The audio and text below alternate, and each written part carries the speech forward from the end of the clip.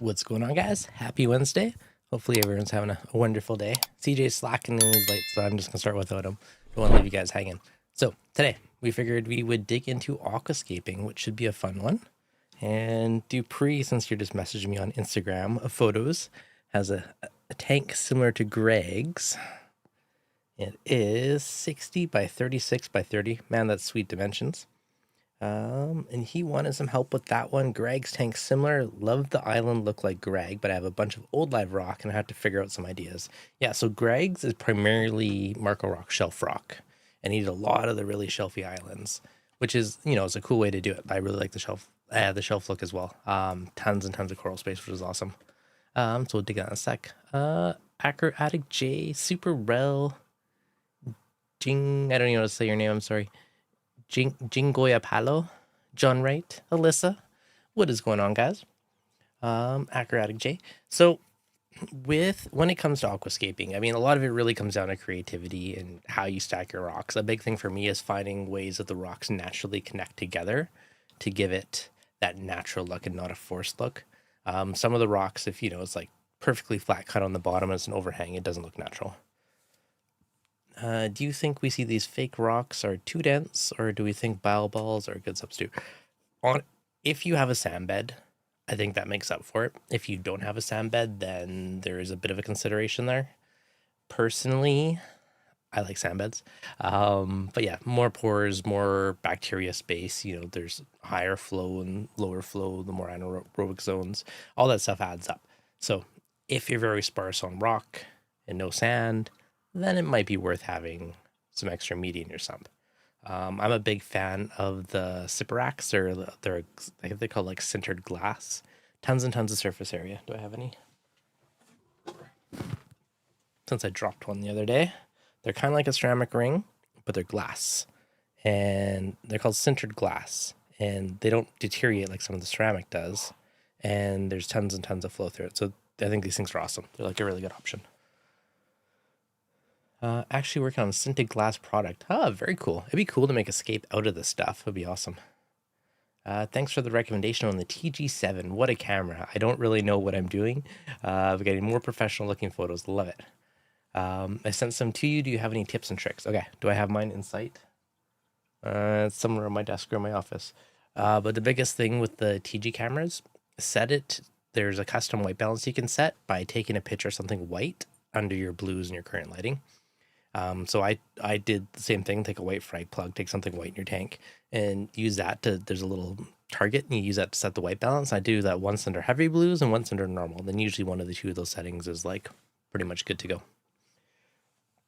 Now, for aquascaping. So a couple different ways to do it. There's like the whole like NSA style, which is very minimal rock in a way or super duper branchy.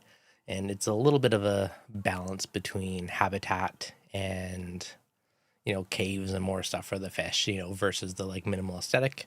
You know, minimal rocks obviously better for flow, but it's not as good for fish habitat. So it's always a trade-off.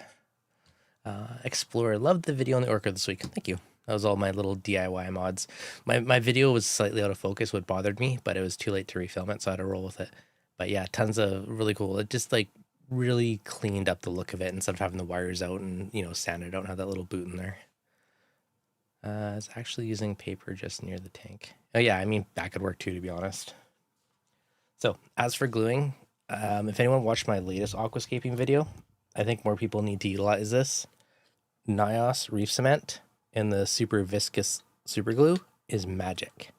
You pour that on and it's almost instant. Within like a second or two is bonded. Now the fumes are nasty. Do not do this indoors, or if you do, super well ventilated. But it fumes, it smokes, super duper nasty, but it does an almost instant bond, which is really, really cool. And I'm really big fan of doing that. And it makes it so easy to aquascape because you put something together. Oh, that looks good. A little powder, a little glue, tack it, done. If you're worried about making it extra strong, flip it upside down and then do the same thing on the bottom. And then both sides of your joint are cemented. Works well.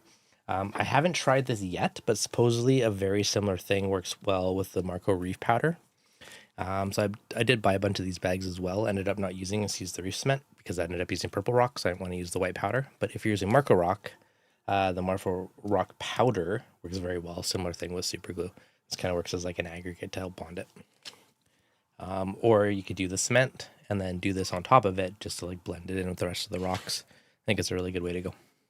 But yeah, like back in the day, I've also used the Marco cement, which works well, super strong, but you got to wait a while for it to cure. And that's part of the problem. I remember when I did my original scape, it's like, okay, I glue a joint and I basically don't touch it until like 12 hours later. And I go do another joint and do it the next day, which worked fantastic, super strong, but it took me like days to do an aquascape. For this method, I did my whole scape in like an hour or two. And, you know, the gluing time was like seconds. A lot of it's just me rearranging stuff until I was happy. What kind of glue is it? Yeah, so this is hands down my favorite method right now. Nios Reef Cement. Now you're supposed to mix with water, make into like a little paste. All I do is I pour the powder on and I dump liquid super glue right on top of it. It is almost instant. It's magical. Highly recommend using the activator spray when gluing rock. It works amazing. See, okay, try this first. You'll be amazed at how quick and easy it is. If you're just doing the super glue, like, yeah, you could use the activator and the stuff, but this powder, ding, instant bond. It's magic. I'm trying to get more people to try it and realize the magic of it all. I know CJ bailed or forgot about me, but he was supposed to be here. He's the only one to come on. That punk. Used it too. Both are comparable. Yeah. So that, and yeah, supposedly, if anyone's tried this, let me know, but supposedly it's very similar to those kind of instant gluing results. You can just do like a couple layers of it and build it up. If you're talking about the rock, yes, Aquaforest rock. They also have powder called Stonefix. Now, I'm willing to bet that any of these reef cements, like Stonefix or any of them, will probably work well with the super glue. I don't know what it is. I think the super glue just kind of like insta activates it. But honestly, I'd try a Stonefix or any of them. I bet you it's going to be similar results. But that over like mixing it up with water and mushing it in there and then waiting for it to dry, it's just the speed of it is insane. How much quicker it is. They all taste like chicken. Lovely. Don't eat the aquascaping stuff. Not good. What else we got? Different types of rock. I mean, this comes down to personal preference. Since you guys are talking about Aquaforest, their rock is cool because it is insanely light. It's made out of like a pumice stone core, which it almost floats. Like it is insanely light. If you want to do a big cool overhang type of thing, it's really cool for that because it weighs like nothing and you can get away with doing some more weirder overhang shapes because it's not too much cantilever force on it, which is really cool. Carib Sea, super duper, like the shapes, life rock shapes. That one's super duper easy to aquascape with. Big fan of that. How quick and easy if you don't have aquascaping skills, like you just like stack it. The latest one I tried was the real reef rock and the arches, which I also really liked because it was really easy to just stack them, make something cool. And I use that as my base and I just added onto it. And then, you know, even some of them I started to get creative and flip the arches upside down and give me like weird shapes and I could add on to that too. I want to clarify the man-made rock brand you like. I'm using Fiji and Tonga. It's 20 years old. Little amounts of the fake rock in the tanks. Usually don't know the brand.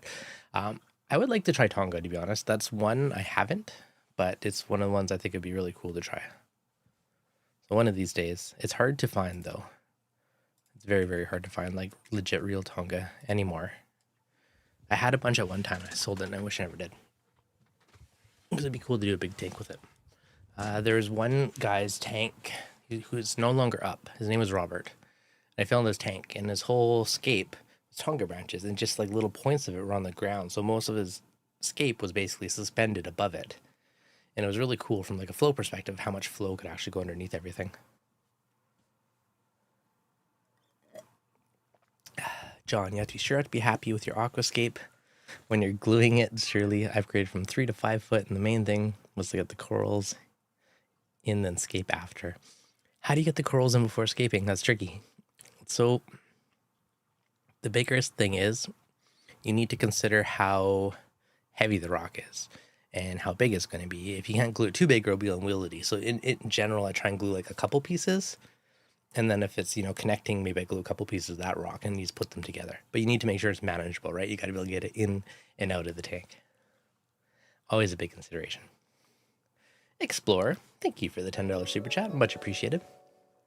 Some rocks leach metals for the first few months. Worth considering when choosing rock. I've not had ones leach metal, but that is interesting. At least not that I've noticed. They got really high aluminum. Answered why in my tank. Mike, I made a Aquascape with Marco 400 and PVC pipe. Oh, very cool. Integrated to the drains, returns, and the rocks in the tank. That 360 viewable, that's cool. I think that would be wicked to do. One day, I do want to try making like a closed loop and like all the flow, everything completely hidden, especially for a walk around tank. I think that'd be really cool. Dev, have you tried breaking rock apart after using powered cement and super glue? Like if you mess up and you want to break it, it's going to be hard to break. It's doable, but it's hard. If I wasn't inside, I would just like glue some right now for fun. But the fumes from that is nasty. So I don't really want to do it in my office. Did you drill holes for plugs? I did not. I thought about it, but I didn't. Didn't have the room initially, but wanted it closed. Huh, very cool. You totally can though. If you get, like I don't know if a hammer drill will break the rock or not, but you want a proper stone bit. I'd venture to try and probably use a hammer drill, and because that will eat through cement, right? So it's going to go through a rock, no problem. You just got to be careful, depending on the rock, that you don't break it. Some of it will go through like certain rocks like butter, and some part, there's a risk you might break it. But yeah, if you have a proper hammer drill, you can, just put little holes everywhere and make really easy spots to plunk your frag plugs. At this point, I kind of like using frag rocks instead. I don't know if I have any in here. But essentially just using chunks of rock and then putting my frags on them so that I can just pick them up and move them around to different places. And if you want, you can just put a little couple dabs of super glue to hold it in the spot.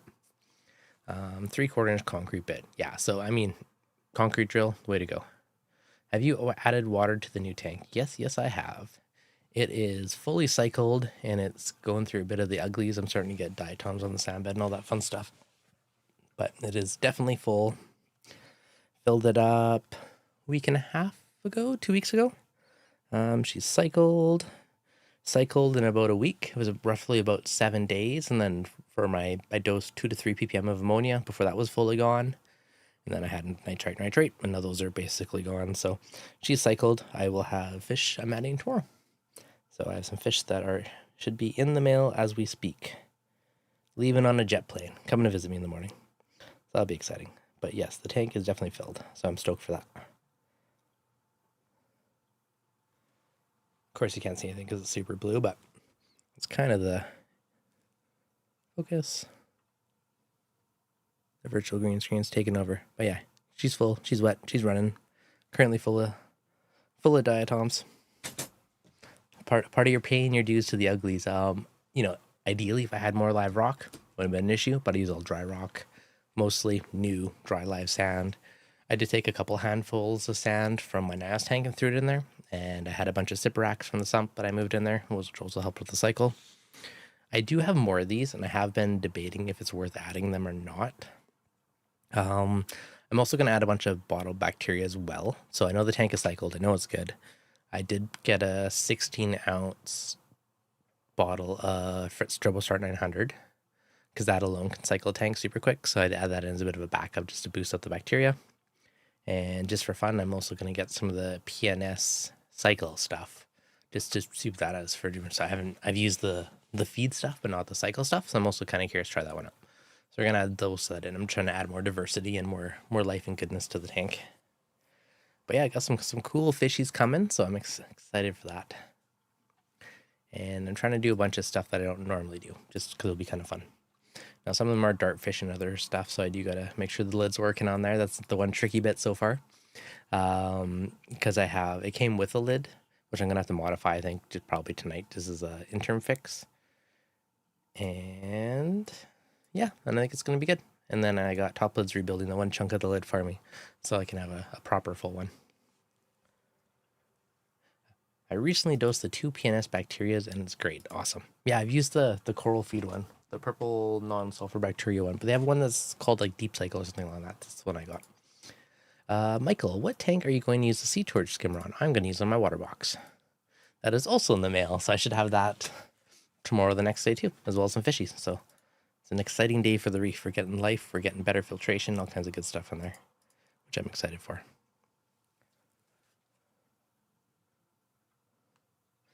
One quick check. What a guy. Oh, CJ. I took an old man nap and just woke up. Sorry, we may have to reschedule. What a guy. Fell asleep on me. Try the Tunes Carebacter. I have not heard of that one.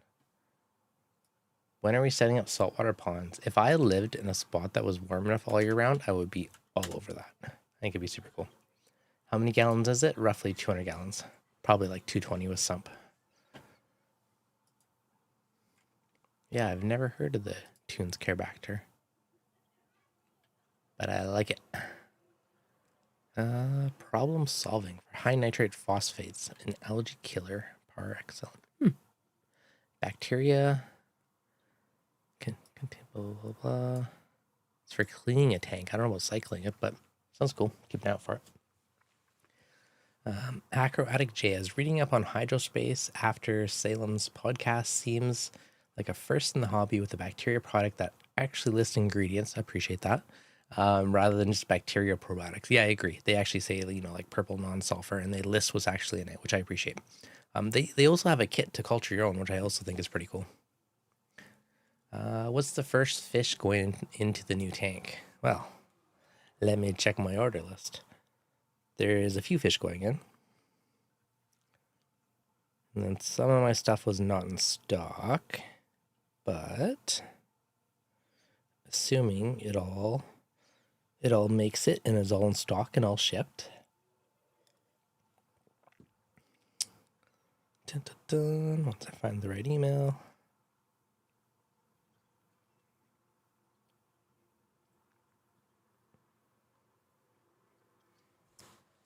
We have some cleaner shrimp, pink streaked wrasse, which is like a 6-line, but not a jerk. They're harder to find. I'm going to add a Springer damsel, just a preventative, yellow Midas plenty, purple firefish, a normal firefish, high fin banded goby, yellow chorus wrasse, cleaner wrasse, and 2-lined dartfish, and a Tamini tang. So that's kind of my initial round one for stocking. And I think it's going to be kind of cool. A couple of those guys are jumpers, so definitely got to make sure the lid's on there once they show up tomorrow. And round 2, I'm going to go heavy into lots of cool wrasses and anthias. So I'm going to let these guys settle in. You can keep multiple firefish. I'd love another one. I'm getting different types. So I have a few guys, like a lot of them will hide in the bottom and come out. So I have like a normal firefish. I have a purple firefish. I did get a pair of striped dartfish, which I've never seen before, and I thought they look really cool. Let me see if I can find a picture. So hopefully these guys are good, but they look kind of cool. I'm trying to find like weird different things. Like a lot of these stuff I have not kept before, so a lot of the stuff is kind of new to me. But where's striped dartfish? Check out these guys. I think they're kind of cool.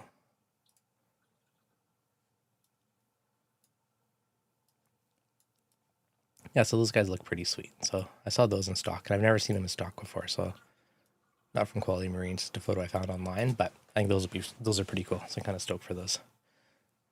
So I got 2 of those. So a pair of those come in. So hopefully that they make it and they're happy and they don't jump out of my tank in 10 seconds.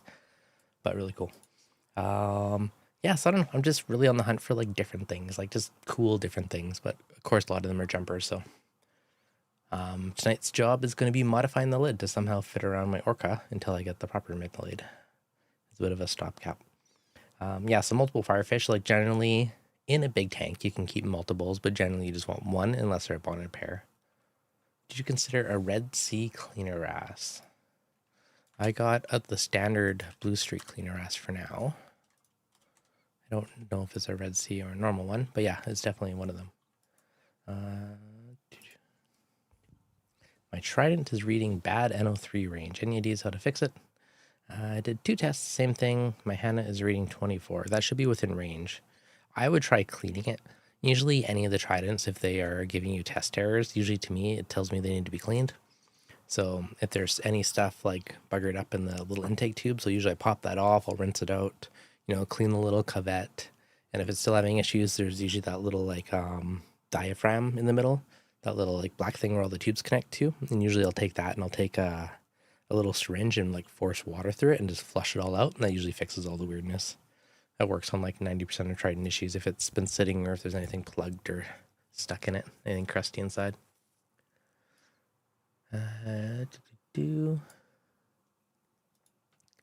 Bubble King 200L seems not to be large enough for my Reefer 750. I'm looking for a skimmer between the CJsAquariums 200 and the 220. I ordered the 220, so that's what I'm going to try on my tank. I went bigger because I plan on having a ton of smaller fish. So, you know, round 2 is going to be like, you know, cool fairy wrasses and carpenter wrasses and probably a school of Anthias. And then the project I did the other day was I added the IND Aquatics, the frozen feeder, and I 3D printed a really cool bracket to go on the front of the return pump to hold all the tubes there so that the food goes directly into the return pump.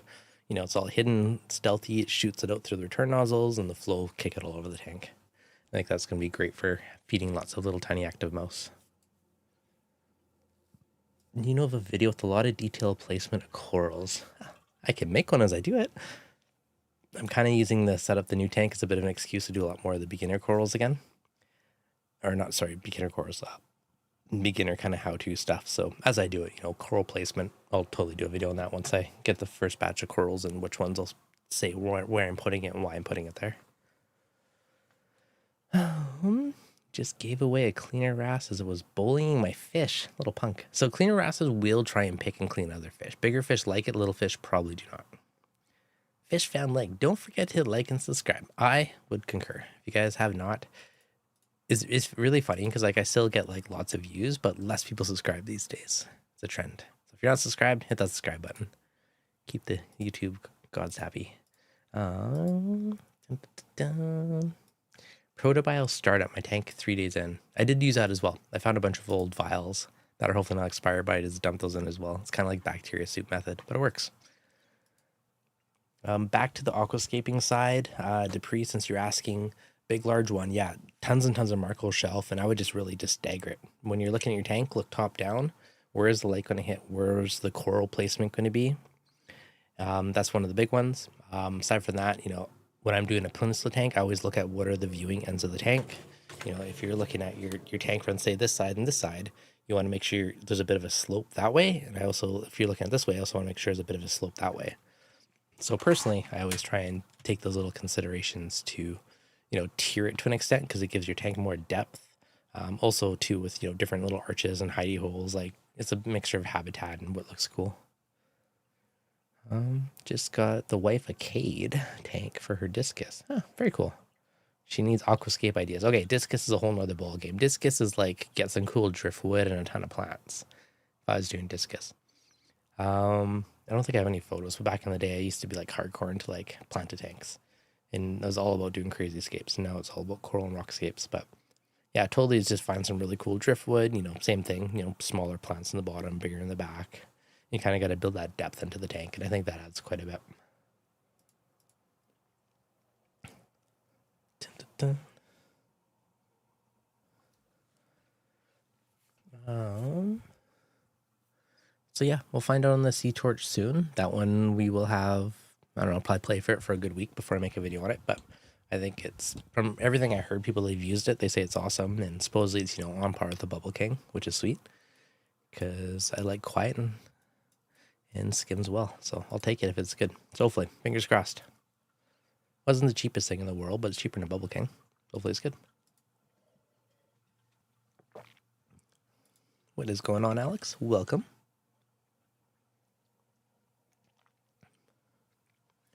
Dun, dun, dun. So yeah. Okay. I know I asked this last stream, but if there's any other super cool fish that I should be on the hunt for, let me know.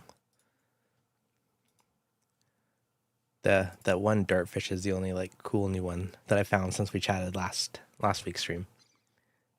Because look at this. How is that not cool? Like, that's a pretty badass looking fish. And I've never kept a Springer's damsel, but I had one of those just for fun because I know they do eat flatworms and certain pests. So he's just like preventative damsel. Only damsel I've added. I have been debating certain ones like dotty backs and stuff, but again, they can be jerks, especially like a purple. A Cocker's wrasse, absolutely going to be added in for round 2. Yeah, for the first round, I purposely stuck to mainly smaller fish just because it is like a newer tank and I'm adding a bunch of fish at once. So making sure that those guys all fit in there. Hey, look who decided to wake up. Let me suck you in here, CJ. Give me 1 sec.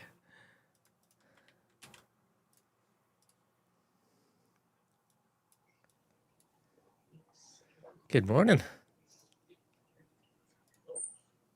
CJ. Can you hear me, CJ? Oh, wait, 1 sec. You can't hear me yet. That's why. There we go. Am I in? You're in. You're in. Sorry, I'm just on for you. I can hear myself through your mic, though. I was doing that weird thing again. It may correct in a second. All right, give me 1 sec. Let me pipe in my video. You see me? Can you hear me? Yeah, I can see you now. All right. Okay. It's nice of you to wake up from your old man nap. Listen, man. I woke up. I thought it was tomorrow. Oh, I was confused. It was one of those. But apologies, everyone. We can see if we can make this happen last minute. What's up, son? Yeah, we gotta do a little aquascaping without you, buddy. We're in. Too much easy sauce. That's why it's so cold. I didn't even get to the easy sauce. This was I guess it was much needed. But we're here now. Still got the little crust in my eyes. Good morning. Good morning. So we've both done some aquascaping recently, so fairly on point today. Okay. Yeah. I know. Yeah. Let's jump into it. I know you just got finished doing the Aquascape on your system, which came out. I really liked it. With the Peninsula style system, I know you kind of always have to deal with the 3-angle thing. I don't know. Do you feel like that limits you in some ways, or it makes it a bit trickier because you gotta go back and forth and make sure it looks cool from both angles? So I think it's easier if you don't have to worry about both sides of it, but I think it's more fun. I love it having like 2 tanks to one in a weird way because it's like a total different tank looking at it from the opposite side. Yeah, but that's one system I've never had the chance to aquascape. I think a lot of the rules that I implement on the scapes that I've created, I think a lot of them may not even fit or work on the Peninsula. So yeah, I would have to try it one time. I wish, you know what, next system, hopefully I can get one of those before I pass. But what should we jump into? I don't know. I love your floating bit. I just have to throw that out there. You have this the chunk on the right that looks like it's just floating in the air. Is how you hung that arch. I think that's super cool. Yeah, I wish I would have done that now just for fun, but I think it looks really cool because it gives it like there's a rock underneath that kind of makes it look like it's connected, but not. But it gives it like a really cool floating vibe. That was the original idea. Was the accent rocks? Because to be honest, when I was making this scape, the whole idea of the floating right-hand arch kind of came from people watching live. I did a live stream while I was doing it. Yeah. And I had a couple of rocks balancing it, and I was using the Aquaforce Stone Fix, the reef cement, the mud. That's what I've been building my scapes with for years at this point. And someone was like, why don't you try to float it? Yeah. And the first part they was talking about floating was the overhang on the left. But then after I successfully got this to float, I was like, well, why don't I float the whole damn thing on the right too? Like, that would be cool, because I've never floated a extension that big. It's literally almost half the Aquascape's width just floating. Yeah, I like it. It's cool. Yeah. So it definitely made things interesting. But I will say the only way to really pull something off like that is having the correct counterbalance, securing the scape. Otherwise, it's going to tip over or it's going to fall. But I had some of those issues in my last Peninsula. When I built the scape, I didn't really consider the sand thickness. So when I did, it was a bit too close to the sand. So I put in some little flat shelf rock underneath it to boost it up a bit. But then sometimes with these big torch colonies, if I try and push or do something, the whole thing would just teeter over. So it was a bit of a balancing act. So little counterweight is definitely important. A counterweight. And a lot of times that counterweight, you may not even want to see it, because you really kind of want to just be a little structure and then a large part hanging off. Sometimes it's better to take like a flat rock or like a sheet rock or something that's super flat that you literally will hide underneath the sand. but you got to make sure it's going to extend almost half the length of the part of the scape you want to float, if that makes sense. Yeah, I'm trying to make and sure it I needs to explain it go the right. same way too to take that load. Yes, absolutely. Needs to go the same way. Yeah. So, but the way you aquascaped, man, I think you could probably make a change like that and have it cure in 2 seconds. Well, now but I didn't know this when I did that one, but now I do. Like, so Yeah. So since when did that happen? I actually seen, magic. um, I've seen people do it with the BRS stuff that you said, and Yep. then I seen at one of the conventions on YouTube, I think Julian Sprung came out with a product, Yeah, and he called it his stuff, but it looks exactly the same. yeah. His is I haven't actually seen Julian's, but I know the Marco powder is a similar Yes. thing, and I've always used the NAS reef cement. But I bet Yeah. you your Stone Fix or any of those and the viscous super glue would be a similar reaction because they're all cement based, right? So I bet you'd be the same thing. I may have to try it. And Dude, you will never go man, back. It is so quick and easy. It's like rock, spoon little powder, dump little glue, wait like 3 seconds, it's bonded. It is so fast to escape. Back in yeah, the day, like I used like the Marco cement and use putties and all these things. And you do it, you don't leave it long enough, something falls and breaks. Like, you do a glue joint, wait overnight, glue the one the next day. This is like instant. It's so quick and easy to aquascape. I can like never go back. I'm like yeah. preaching to the world about the magic of this. It probably took me 10 times longer to create this one instead of doing it that way, because Yep. those overhangs, I had to balance the rocks with paper cups and whatever else I had around the house that was able to support it long enough for it to cure. Yeah, So see I would this? start a I held section it and there. walk away. Done. Yes. 10 seconds later, let go do the next rock. I'm gonna try it. I'm gonna try it if I ever get my hands on another system here soon. Yeah. Hopefully. You will never But go back. You will never go back. Trust me. I'm gonna try something crazy. But as far as well, I guess I'll kind of hit the bullet points real quick. As far as when I'm aquascaping, I sent you a couple, I guess, pictures and clips and things. Yeah, But when when I aquascape this system, pretty much every system I've done, I've always made sure I built a mock-up of the tank itself. On my 120 gallon system, I literally took a Home Depot table, some cardboard. I even drew a nice little overflow with the weir and the teeth on it. you got the rule of thirds and everything. I like it. Yes. And it literally, I've gotten lucky twice. That table was exact same height as my system. So Nice. I was able to just tape off the tank, and you're able to visualize what it's going to look like, because the rule of thirds, as far as sectioning it off in thirds, if no one's ever heard of it, the vertical side and the flat surface on the bottom of the tank, you can kind of line your scape up with those points, as far as focal points in the system. And I naturally have always kind of gravitated towards scapes that went very high in my systems. Yep. Going all the way back to my first tank, I always like a scape that kind of touches the water, and I always like to scape that kind of slanted from left to right. I don't know, it's just the way my scapes have always come out. But using the rule of thirds definitely helps. In this system, there's a second rule, the golden rule, that I did not really use as much. It's where half your scape is around 2/3 bigger than the other half. I think that'll come into play more if it wasn't one single structure. But in this one, I kind of broke that rule.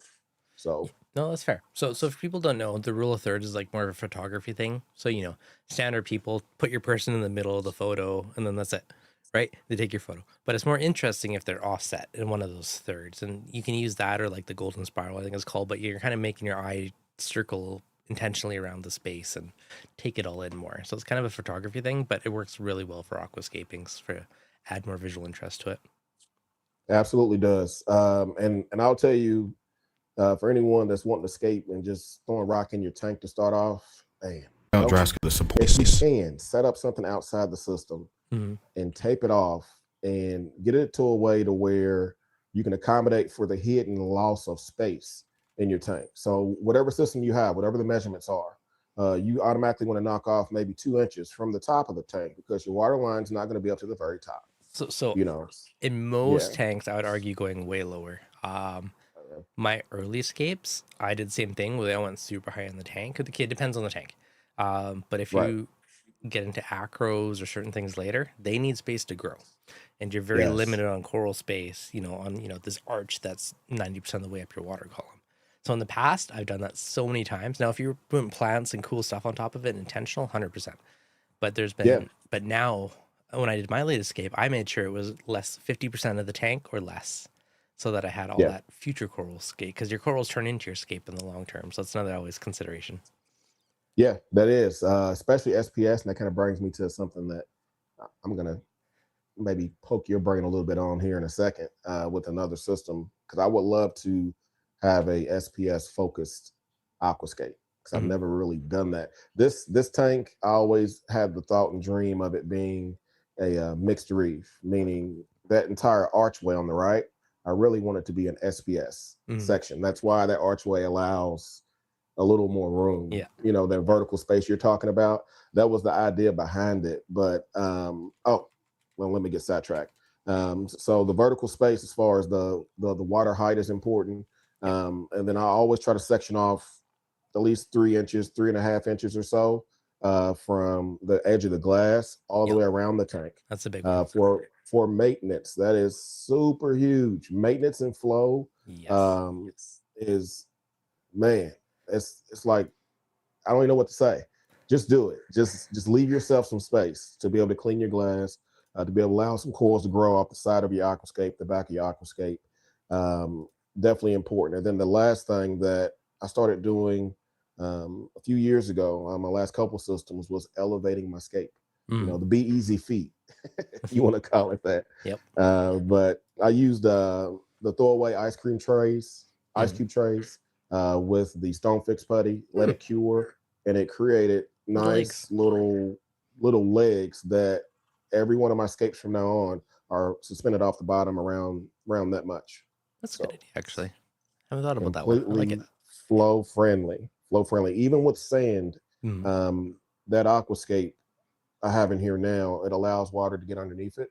It doesn't trap anything, and even turned into like my Bella Gobi's little motel. Yeah. He's kind of piled stuff up and made it his whole little area. But I've yeah, I've done that on previous scapes with acrylic rods as little legs to suspend it. But I mean, just making little stone ice cube trays like a really easy way too. I like it. yeah. The rods. The reason I kind of stayed away from it, because even though these tanks, I don't know if I've ever heard of anyone's tank shattering because of their aquascape. Yeah. I mean, the bottoms of the tank, the tempered glass, they're pretty tough. But I figured that the feet being a little wider Mm. surface, spreading that weight will be It's a little better. safer. It's just something about a rod makes me feel like it's a smaller point of contact. I don't know. I don't know. Maybe I'm a little paranoid. Who I won't knows? argue that. I'm very rudimentary. I'll just put the rock on the bottom. If there's any points, I'll just smack with a hammer and make it flat. And that'll do Yeah, that. Or I don't know if yeah, I showed it in the video, but there's a few things where they had, I just pulled out an angle grinder, like bzz, bzz, bzz, and just shave off a few bits. I'm like, there we go, we're good. yeah, yeah. So I mean that works. But I think you kind of get what I'm saying. If you are aquascaping, just be mindful of the contact points that you are going to have on the glass. If you're not gonna float it or suspend it like mine, or make it even smooth like Dev did, as far as flattening out the bottom, just kind of keep that in mind, because yeah, you don't want to stress your glass the wrong way. Yeah, and So and leave more space between the rock and the glass than you think. yes, Acrotic jade, consider more space around for cleaning. I had certain corals where they were just growing outwards because they didn't have much space, and every time I clean the glass with the flipper, I'm just shaving off the corals, just like flat on one edge of it. You can see almost a perfect line because I just kept breaking off those branches every time I clean the glass. So yeah, leave a little extra space. yeah, that's what I was looking at. I think something else important is something you implemented on yours is doing it modular, because these days, I mean, back in the day, no one really used the reef cement as much. Like my very first scape, I think I just purely stacked the rock. The JBJ 45, Yep. my original system had Marco's rock in it, Hmm. um, and I didn't use any putty. I didn't know anything about it then, and everything was stacked and balanced, and all of that. And if I ever had to move that system, I would have had to disassemble it all and pray I got it back together. Yep. Um, this system, I was able to move this entire skate because it's one solid piece. Hmm. Only reason I did that was because I felt it was still small enough for me to handle. Yep. And it was actually pretty heavy when it's full of water and corals and Oh all of yeah. that. But just setting it up to where if you have to move your system or when it's time to transfer your scape to the system, it's modular and it fits right back together. I think yours was 3 or 4 pieces. Is that right? Is that what it ended up being? Yeah. So I So kind of try to yeah, make sure I only glued, you know, there's like a big arch and I'll glue a few pieces onto it, but then there's a piece that connects and I'll leave that and I'll glue a couple of pieces of that, just enough so you can like glue the pieces together in a weird sense. yeah, yeah. I see what you're saying. Yeah. But if you ever need to make a change, or let's say you have a pest coral or something, um, you just have to remove that one section of the scape and treat it. You wouldn't True. have to. Yeah. As far as future maintenance, I think future maintenance is something just to truly think about when we're doing our aquascapes. Because I'm not gonna lie, when I normally when I scaped, I always thought, okay, I need it to look good right now. You Mhm. know, I scape in a way to where even if I didn't have any core at all in the system, I'm gonna enjoy it right now. But I haven't really thought all the time as far as 3, 4 years from now what's it gonna look like. Yeah. And that, hey, So and I've been there 100% exact same thing. It's like every tank you get a little more insight. And now, part of my mind is like, okay, what's it going to look like in 2 years from now when it's full of acros and kind of planning for that. yeah, yeah, So that's it. talking about Um, leaving space, I just pulled a quick screenshot off a video, oh yeah, yeah, yeah, but yeah. yeah, Keep me so on track here. yeah, no, it's all good. But yeah, so did you see like part of it? I made sure there's enough space all around it for me to actually clean the Yes, glass and space. For when stuff grows, I'm not going to be breaking it in 2 seconds, right? And if you get like an F-flow or a tabling acro, I mean, who knows? It could still go to the side, but just another one of those kind of considerations for when you're doing it. yeah, yeah. I mean, that's just your experience too. It's like your chance to do it over again to fix that 100%. issue you had last time when you was using your scraper, and it was like, damn, I wish I had an extra 3 inches on that side. You know. There was a So lot of little yeah, like do-over things I've been doing. So yeah. many. I think I think it's just important just to consider the hidden space when you're picking the footprint or the type of system that you're going to actually try to set up. Can you imagine trying to aquascape one of the old school 55-gallon tanks I that were know. 4 feet by 12 inches? You know, so Yeah. it's Over the it's years, more and more depth is better. Like now, I wish my tank was 30, 36 inches front to back instead mm, of 25. mm, But yeah, yeah. I think 24 inches is the minimum because you're yep, really only going to have maybe 17 inches of space really to aquascape. exactly. So when you look at scapes like that and you're picking your system, I would say wider. The wider you can go, the better. The height. I mean, this system I think is 21 inches tall or something like that, or Hmm. so. So I mean, I only have 17, 18 inches of vertical space that I can really truly scape. Yep. So it's just when you're purchasing your system, just don't look at it as the full dimensions of the tank. It's True. what the usable space is going to be because you're going to find yourself like, damn, I wish I went wider, or I wish I didn't have this stupid overflow box in the way in my tank. Yep. So it's just especially all-in-one systems that will get you caught up worse than any other tank because they only give you when they first advertise it, they give you the external footprint. They don't account for the weir in the back for the Hmm. all-in-one, which cuts you down even more. And then if you're leaving space for maintenance, now you cut down even more. So a 24-inch wide all-in-one tank, now you really only have 15 inches of width. Yeah, it's true. So just kind of consider those. But am I missing any questions or anything? I know we're Um, running short on time. yeah, we'll get to it. Actually, here while I'm doing this one, CJ, do you Okay. consider the corals more important when escaping, or the fish, or both? Man, when I'm making the skate, um, ooh, that's a great question. That's a great question.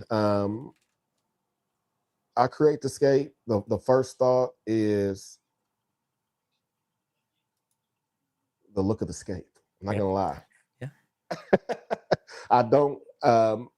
As I'm building the skate, I feel like I can adapt or find a coral that'll fit that area. Mm. That's not really the coral itself. I'm keeping has never dictated my skate. I've always built it to where it's visually what I wanted, and it was flow friendly, and the lighting of that skate didn't have shadows. Everything else I figured later, I will figure out a fish that's compatible with it. I will figure out a coral that will fit in that spot. Yeah. So Fair. And it's just like this system. I don't have a lot of hattie holes. I don't have a lot of places for fish to hide into and territories or any of that stuff. So ideally, you would think I couldn't keep the amount of fish I have in here or whatever the case may be. But it ended up kind of working out in my favor because it's easier to catch them. They can't really get away from me, you know? So yeah. No, that's fair. That's a great question. Man, I think the next scape, like I said, if I do another system, I'm planning on trying to do one. I think I may change that philosophy a little bit mentally and maybe do something that's more SPS friendly, kind of like Dev said. Give it a whirl, man. I like it. Yeah. So another thing, at least what I did on the new tank, is I have all these structures. If you look at it from the Peninsula, it almost looks like one, but if you look at it from the side or different angles, it's separate little structures. And I kind of half did that for like some swim throughs. So like the photo I put up earlier, this kind of looks like it's one continuous structure, but it is separated. And I try to make these little swim through paths just to make it more like fish friendly in a sense. Or if you look at some of them, you know, there's like swim throughs and there's like all these different caves, which each cave is basically a different fish habitat, right? And each base of these rocks can be another little firefish or a dirtfish is going to live there. Or a little pistol shrimp. So there's a lot of these things to consider. At least for me, like I also wanted to actually have a lot of sand bed space this time because I always miss it. And I think it looks so nice just having like a lot of pristine sand bed, which I'm terrible because it always gets filled up. So I'm going to try really hard to see how long I can go with not filling it up.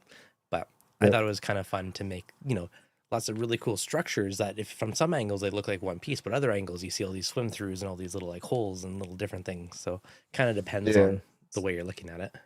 Yeah, I guess you're right. Because your scape, if I was looking at it, like instead of thinking about all the hattie holes for the fish, my thought would be, could I create a channel down the middle of this scape that would allow water to flow from the front to the back underneath the scape? Like if I was to sit in front of your system and look down from the bottom of glass under your scape, would anything be blocking it? Under it? Well, I mean, there's definitely feet where it touches all the bottom.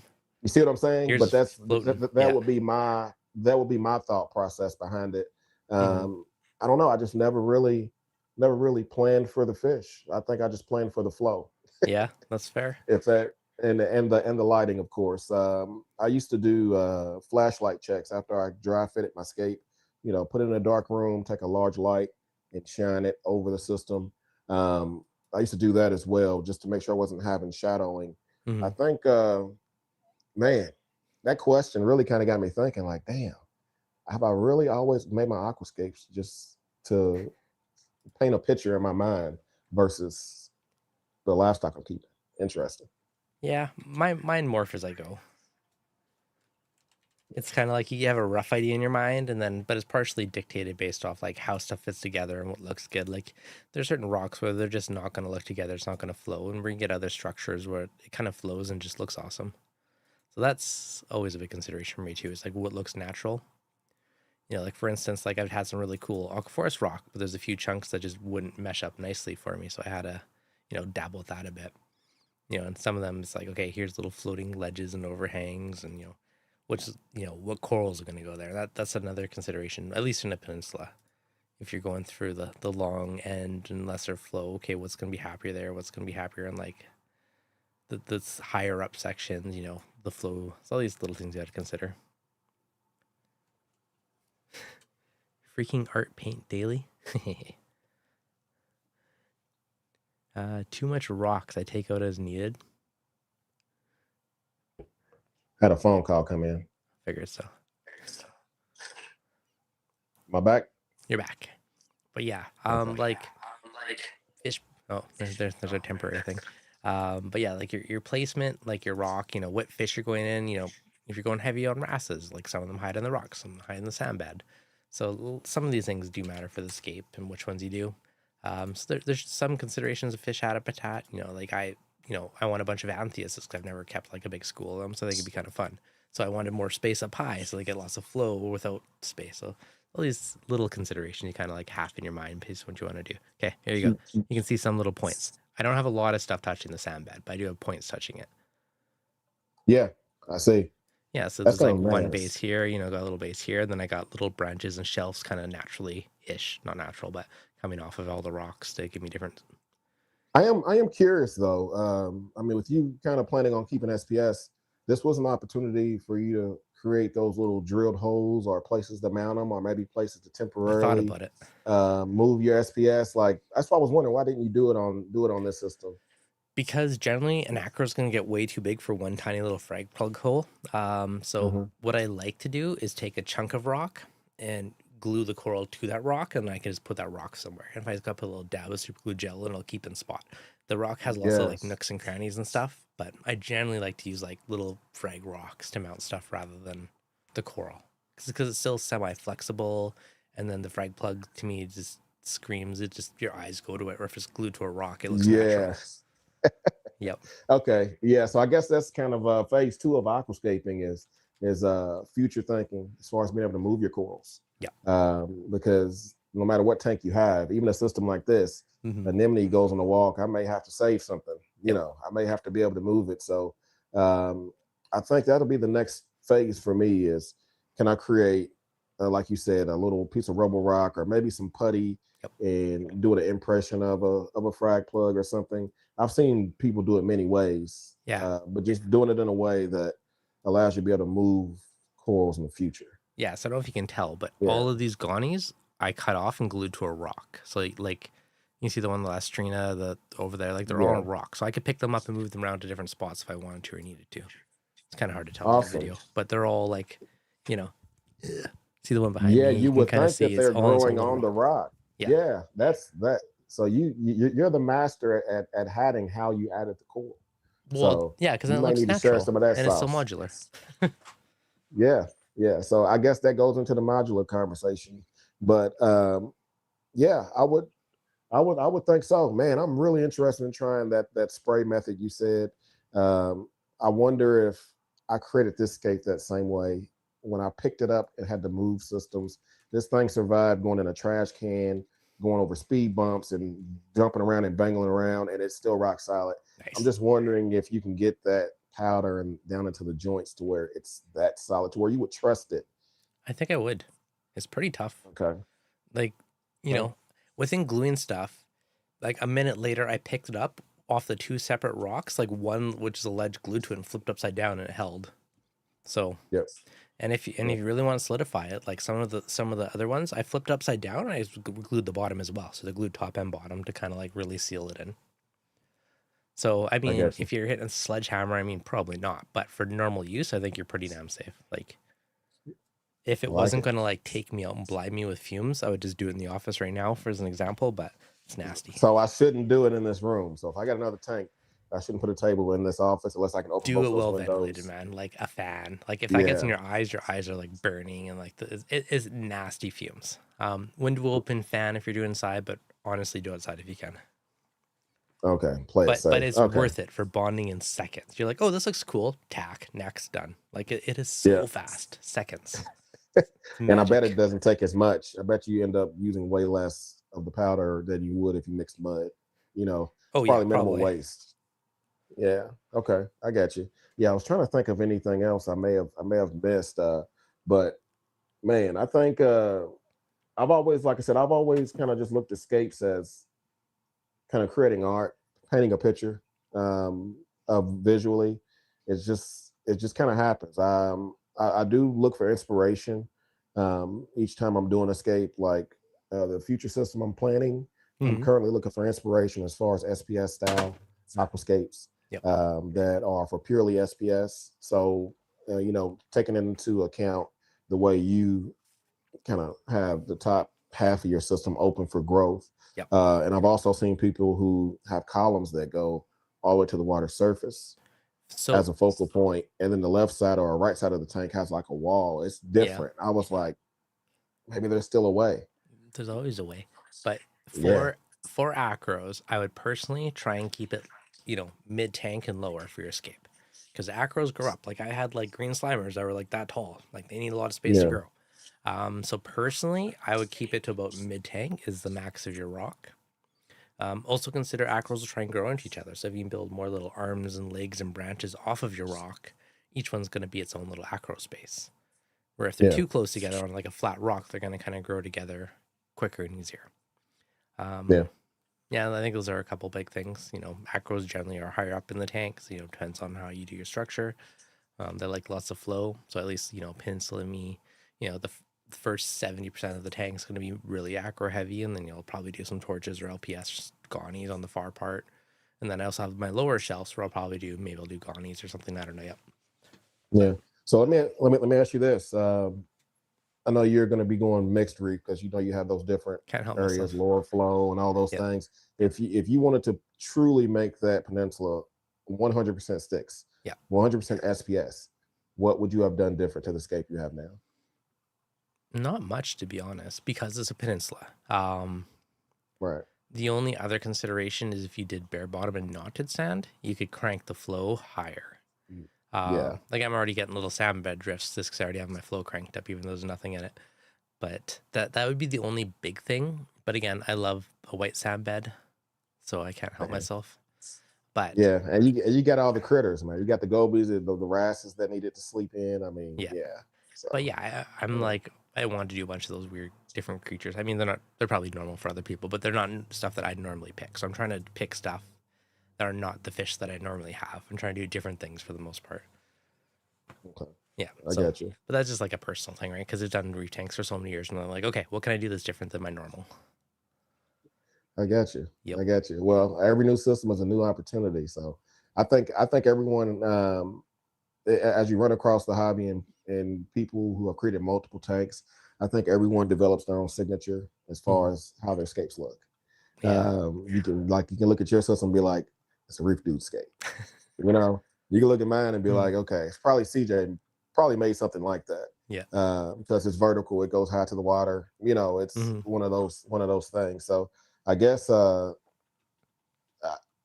I'm saying is just kind of be true to what you want in your system. Because at the end of the day, you got to. Yeah. What we got? Just for fun. Oh yeah. Thanks for the super chat, Ronnie Chart. Much appreciated. I just laughed. I just saw this. This is from like a show, Aquascaping Champion. Oh yeah. 2019. I was like, yeah. I had a scape off way back when, which was kind of funny. We had like 5 minutes to build a scape, whatever it was, and yeah, it was fun. Yeah, I mean, ultimately, I guess what I'm saying is just be true to yourself. No matter the recommendations that I'm saying or ReefDudes is saying, or you know, you're the one that has to look at your system 24/7. So if you want to say to hell with it, I want a rock wall touching my back glass, side walls, you know, I won't be able to clean it, but I like it that way, then do it that way. You know, we're just kind of giving you some suggestions that may make future headache a little less for you. I've never done a rock wall, but it would give you a ton of coral space if you had like a legitly relatively flat rock wall and you built off of it coming out, like did arches going into the wall. You could do some cool stuff. Yeah. Bruno Bars, thank you for the super chat. Just added 2 Blue Star Leopard wrasses to mine. Nice. I love those. Those are definitely on the future wish list. Sorry, CJ, you cut you off. Go ahead. I'm not. No, you're fine. You're fine. I had a thought. Dang, I lost it. Let's keep rolling, man. Let's keep rolling. But yeah, no, I've never done it. But for fun, I was looking at these like fake rock walls one day, like fake backgrounds. And I was like, I wonder if that would look good if you like glued a real rock to it and like incorporate it into like a 3D like real rock going into it, then use that for like a wallscape in the background and coral in front, because you'd be able to fit a lot of stuff into it. Never done it, but I've had that thought if it'd be something fun to try. That's what I was wondering, if you can, like you said, but instead of stacking rocks to create that wall, taking a nice flat piece of rock and making it the back, literally, like you're saying, like doing that. I was thinking about that too. God, I'm trying to think. It was World Wide Corals. They did a tank tour. It was an older gentleman that had his return pump and his overflow to create some kind of flow system. Do you remember that video? God, I'm trying to I've probably seen it, the name of him, but he literally had that philosophy. He had a system with a large column as one part of the scape. It went all the way to the surface, and then he had rock off to the side, and he had LPS and SPS in there, but he had tabling acros that were growing on that column. Yeah. That's And cool. it was super cool, man. So it's just if you're doing something like that, you may be sacrificing one of the views of your tank. You know, you may only have the front and side glass. So how important is that? Very, very true. I think it'll have to just be one of the nights I have some music on, some Be Easy sauce, and the next Aquascape I just do what feels right. There was whatchamacallit. There was the one guy's tank. It was like an older tank, but he had like an 8-foot tank, like just through the end cap in the wall, and it was like a pitcher, and it was like crazy deep. And Yeah. he had both the side walls scaped, and it gave that kind of a crazy Yes. look. Yeah. I think I still want to do an in-wall tank one day, but on a corner, so you see two sides of it, and then have Yes. like a fisher behind it. If I ever have that opportunity, it'd be a cool way to do like the two walls as part of the escape, and then do your Yeah. structures in front. I think that'd be really cool. Man, we're dreaming right now. I think it's time for us to get some new systems. Get you another tank, Dev. One day, buddy. I don't have the right spot or the space, but one day. One day. But yeah. Man. I don't know. I was about to say I had all kinds of stuff before I went to sleep. So I'm so upset. I mean, I'm upset I'm late, but I feel good that I had the juicy nap. It was the juiciest of juicy naps, man. If you're 40 and up, you understand what I mean. You know, that midday, lay down at 4:30. You set your alarm for 7:30, and my kid won't let me rest. You get woke up to a ReefDudes message. I can only dream of having a nap, man. If only one day I'll get that luxury. But yeah, hit me with some questions, guys. Hit me with some questions in the chats or anything. I mean, aquascaping is something that I feel is kind of the biggest portion of the tank build. It's a bit of an art, but it's also just like big kid Lego. It's playing, right? You just play with rocks. It looks cool. You're like, that looks cool. Glue it together. That looks cool. Glue it together, and it'll turn into something magical. Yeah, but it's kind of like building your house. It's kind of like you get a plot of land, and you build the house, and you can't really go back and knock that house down and start over again. You know, there is some sense of permanence with it, unless you're someone who really just wants to break your scape up. But I have very rarely, if ever, went in and made any major changes to an aquascape after I've created it and the system's running. Yeah, that's just something I've never done. So I think it's just about creating art. That's all. It's true. It's not just about the corals or the water or any of that. True that. I don't know. I love aquascaping. That's just one of my favorite things. It's fun. Did you like Lego as a kid? I did. I did love Lego as a kid. It's big kid Lego, man. I did. Yeah. It's making cool structures. I think of that every time I'm aquascaping. I'm like, big kid Lego. It's the mental part. Man, I'm trying to think if there's any other little nuggets or tips I could think of for anyone, at least experience-wise. To me, this is the biggest tip possible. The reef cement and viscous super glue. It is absolutely magic. Out of the bazillion aquascapes I've done, it's the easiest way, and I can never go back now. It's just so fast and easy. Like, whatever you're doing, just trust me. Super viscous super glue. Like, I got the BRS one. You can see how liquid it is. It's basically like water. And the nasty cement. Now, again, if you have stone fix of other stuff, try it. It's probably going to do the same thing. I don't nasty cement's any different, but this is the one I've used the last couple scapes, and it's just been like instant. Have you noticed, it brings the question, let's talk about rock for a second. Have you noticed that perform differently on different types of rock? I know your scape had you had a few different, you had multiple types with that. You notice any difference between the type of rock and the barn? Glued it all. Nope. My arches were real reef rock, and I also have Aqua Forest. I've had Art Reef Rock. I've had Marco Rock. I've had Carib Sea Life Rock, and I literally just have like a brute container of all my spare rock from like over the years, and I just like randomly grab and like pull that. Nah, that doesn't work. Pick another rock. Oh, that one kind of fits here. You just find a spot where you want something, and you just go through the rock pile and find a piece that works, and then just find a spot that naturally connects and just tack her up. Okay, that's awesome to know. That's why I was wondering if the chemical reaction or something was different, depending on the kind of rock or something. So that's a great note to share. And you described all those rocks. I believe I've used I think I've used 4 different kinds. You Used used Marco on my Bucani. first I haven't used system. Bucani. You were all about that back in the day. Yes, the Bucani, and I can't lie.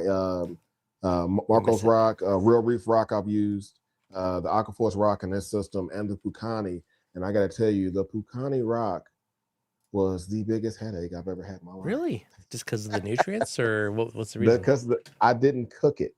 Mm. So that 120-gallon system that I used, I had a ton of rock in there. It doesn't weigh much. That's the great part. It's very porous. It doesn't weigh much, but it was so dirty. I was scrubbing and removing algae from that system for about 8 months, I think. Mm-hmm. I think it was almost 8 months. So in the end, it turned out great. I love the look of it, the finished product of it. But is Bucani rock still a thing? Is that even still I've a heard thing it's available? coming Do back. people even use it? I heard Marco or someone's bringing it back, but I haven't seen it in a long time. So it's really not available anymore. Yeah. Like seriously.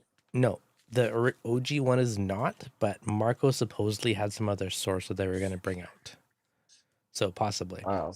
Okay, Bruno in the chat, you were talking about use Marco rock, use all the dust from breaking it up, which works, but this is relatively inexpensive and you get a giant bag for dirt cheap. So I'll just buy this. Yep. I haven't used the Marco since my first system, the JBJ 45. Yeah. That was the first and last time I used it. Back then it was very dense. Mm-hmm. It was very dense rock, and after using the Aquaforce rock, this is probably some of the lightest rock I've ever Isn't it crazy? It almost floats some pieces because it's basically full of air because it's like pumice stone. Yeah. So it's kind of like I don't know, but I do love the idea that the Marcos rock has the live options available. The Real Reef rock was cycled. I think I don't know if it was live. I guess it was live. Now that I think about it, because when I got that rock, it came in. It had seaweed. It had different little critters and crustaceans on it. So, yeah. So I'm just. What do you think? Live rock, you get seaweed and critters and creatures, and they could be good creatures, it could be bad creatures. Definitely speeds up almost insta cycle, but you might end up with pests and other stuff. Do you think it's worth the trade-off? I would say yes if I can use your idea successfully. Yeah. The biggest headache I had was when I used the Real Reef rock, which came live. Mm-hmm. My aquascaping process took so long, letting stuff dry and cure. Yep. I killed off some of the rock. Well, if not killed it off fully, it got a lot drier than I wanted it to. Yeah. You know what I'm saying? Because I had to wait for stuff to cure. But if I can get some live rock and use the the powder and super clear, crazy chemical reaction bond, and instantly create a dope aquascape with live rock, then I will go live 100% of the time. Yeah. I mean, I probably would if I had the option. Sadly, it's slim pickings in Canada. At least in the States, you guys can get like Tampa Bay and other stuff that's, closer you're going to get for live and relatively quick. So you guys are luckier out there. Slim pickings out here. Yeah, I think he's making a challenge. I tell you what, if someone's watching, I would love to start a new system with 100% live rock to start. Insta tank, buddy. Be easy. That's what I'm thinking. So my tank cycled in like a week and all the other stuff, and now I turned the lights on the last like 4 days, which I left them off for the first week because the only thing you're going to grow is algae in the beginning. But now because I'm ordering shrimp and snails and stuff, I'm like, okay, I need to give them something to eat. So I turn my lights on, like 10%, but they've been on this a little bit now. The last day or so is like diatoms on the sand beds. So part of paying the dues. Do you have any preference? Because you say you have those 4 different kinds. If someone's new to the hobby, there's always debates on what should I use, what kind of rock should I start with, or anything. If you had to pick one of those types of rock, which one would be your favorite? How would you rate them? They'll have pros and cons. Carib Sea Life Rock, really, if you don't want to glue stuff, you just want to stack some rocks and make something that looks cool. Carib Sea Life Rock was pretty dang quick and easy, and I found I make cool skates without even trying, just by randomly stacking stuff. So if you're new, that's a really good way to do it. If you want to get crazy creative and like break it and do crazy stuff, I think Marco's really good for that. Real Reef Rock arches, the first time I've used them is this tank, but I feel like it made me a really cool base really quick. So definitely like that. I mean, the big arches are a little trickier to ship, so it makes them a little more expensive, but it was a cool option. I used Art Reef Rock in the past, which was kind of funky. It's kind of man-made, but they had some crazy shapes and shells, which I thought was pretty fun. Yeah, it's hard to say. Yeah. They all have pros and cons. It's hard to say. If my local fish store had something and I could go cherry pick pieces and kind of build there, I'd go with whatever that was. Because then you could just buy the pieces that you're going to use. Because a lot of time you buy the rock and like 80% of it's cool and 20% of it is just extra. So it's nice if you could have the option to pick the pieces that you want or kind of like make it like a rough scape there, then go with that. Or be prepared to buy an extra like 30-40% of rock to give yourself lots of options to have cool stuff to work with. Okay. Yeah. I'm making note of that and kind of comparing it to my own mental thoughts on them. And I will go ahead and just say this as well. I know a lot of people are blaming rock for different issues in their tanks, for whatever the reason. I will say that I've had algae with every brand of rock that I've used. Marco's Rock, I had an algae. Real Reef Rock, I had algae. Pucani Rock, I had a buku amount of algae, which was crazy. The AF Rock, I probably had the least amount of algae, but I had Lingbaya, which was worse than algae. What is that? That's the bacterial stringy stuff. It's the demon spawn.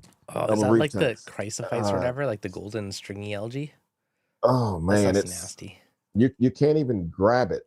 It looks like it's strings of algae, but when you go to grab it, it disappears. It's like slimy. I think I've had that, and I thought it was called chrysophytes, but I could be really wrong. So I don't know what it's called. I know Lingbaya is what I would think of it as. I believe that's what it was. But I would say this is probably the rock that I've had the least amount of pure algae issues with. And which rock do you have now? It's the AF rock, okay, the Aquaforce. Yeah. So, but was it really the rock in the past, or was it my lack of husbandry or understanding of, the nutrients and the lighting your tank too soon and all those things, So, but besides that, I really don't have a big difference between any of the rocks I use besides the density and the ease of aquascaping. So I would say just go with whatever's available and within your budget. Yeah. So since you use the Aquaforce, that is the lightest rock I've ever used in my life. It amazed me how light it was. Like I had a few broken off pieces that were like literally floating around the tank because it's pumice stone. It's full of air. It's like crazy how light it is. Yeah, yep. It is. And especially with you having to pay by the pound. I think this scape is literally about 35 or 40 pounds worth of rock. That's it. Yeah. So solid. I had 2 boxes. I ended up getting rid of half. I ended up getting rid of half the rock that I started with. I had 80 pounds and I got rid of half of it. Nice. That's pretty solid. Okay. Mike Richardson. API algae fix knocked out chrysophytes for me in 2 days. If I ever get it again, I'm trying that, Mike. Appreciate the pro tip. Is that what Lingbaya is? Chrysophytes? Is that what it is? I wish I could find out what it is, but I ended up having to beat it with a combination of using fluconazole and Chemi-Clean. What do you call it? Lingbody? What do you call it? Lingbaya, Lyngbya. I believe that's correct. I'm just looking up some photos of it. Okay, whatever it is, it looks more like filamentous you don't want stuff. It. Yeah, you don't want it. Right. You definitely don't want it. I would rather have dinos than that stuff. See, the stuff that I had kind of looked like dinos. Here, I'm trying to find a photo online. This is just some random photo, but it kind of had that look of the ones that I had. All right, So the ones that I had were like super nasty, and it was like this brown, fuzzy, dino looking. But same thing, you touched it, and it like literally just like fell off like nothing. Yes, Was it I similar? believe that. Yeah, it Okay. was very, very similar to that. You couldn't grab it. It Yeah. looked like you could grab it and snatch it out, but as soon as you went to go grab it, it was like poof. Thank you. You just helped my spores spread to millions of other crevices in your tank. Yeah. You Pretty know, much. so yeah, and couldn't get rid of it. Um, it almost wasn't. I don't know what to say, man. You just you just don't want to get tank. The only way I could beat it was a combination of fluconazole and chemiclean being dosed at Hmm. the exact same time. It took me like a week and a half or so Yeah. to get it to go away. I kitchen sinked it, and I think I tried, like a couple of the Brightwell products, and I think I actually dosed silicates, and I just threw the kitchen sink out until it finally went away because I was just tired of dealing with it. But it wasn't Mm, dinos, but it was something similar. It had that like boogery look to it, but it was also like, again, it just fell off. You touched it, and yeah, pain in the butt. yeah. Do you feel okay? So everyone gets the new skate built. They're starting a new rock. Um, you're going through the new tank stage now. Here come the Do you uglies. feel you're going to beat the ugly stage in this one? Do you feel like you got enough know-how to completely avoid it, or you just embracing it? Well, not fully avoid it because I didn't add enough live stuff or enough bacteria, which I know. I did add a bunch of the sip racks, and I added, a few those little vials of biodigest, whatever the heck it's called, and some other stuff. I do have a bunch of snails coming tomorrow. I do have a bunch of fish coming tomorrow. I do have some turbo start coming tomorrow, which is all going to be dumped into the tank and going in there. So, I mean, at the same time, if I left my lights off, there'd be no uglies. But I also knew that I am adding snails, and around like 30 snails to the tank or more. Then it's like, okay, they need a food source, so I got to start letting some stuff grow in here. So Yeah. so it's that bit of a It, balance. So I don't know. I'll have some uglies. Hopefully, it's not big and long. Hopefully, it's fairly quick and minimal. But yeah, that's what I was going to I'll ask let you. you know. How long did you really make it leaving your lights off? 'Cause I know it's a nice, shiny, brand new tank. You got your Yeah. Aquascape in there. You're excited to get going and kind of reboot the system. Did that have anything to do with you turning the lights on sooner? No, Or I left them off for no? the first week. I only turned them on like 4 days ago because I'm like, okay, 4 or 5 days ago. Because I'm like, okay, it's time to order fish and corals. It's processing Mhm. ammonia. The tank cycled. I need to have a food source if I'm going to order, up, 30, 40 snails for the tank, some shrimp and stuff. And like, they need food. So they're going to starve if I don't do this. So I'm like, okay, it's time to put the light on. Time to let some, biofilms, let some stuff start growing in the tank. As much as it doesn't look pristine and perfect anymore, you got to do what you got to do. So hopefully the Yeah. creatures will do their job. I'm very interested in seeing the outcome, and I'm sure you will update us with a I nice, sure will. juicy YouTube video here in the near future, Yeah. hopefully. But hey, lights So, off. so Looked fantastic. Looked great. Everything was perfect. But you got to do what you got to do at some point. what are you waiting on before you add your first piece of coral? What's your indicator? I don't know. Nothing really. I'll probably add them at any time now. I just did night coral because the lights were off.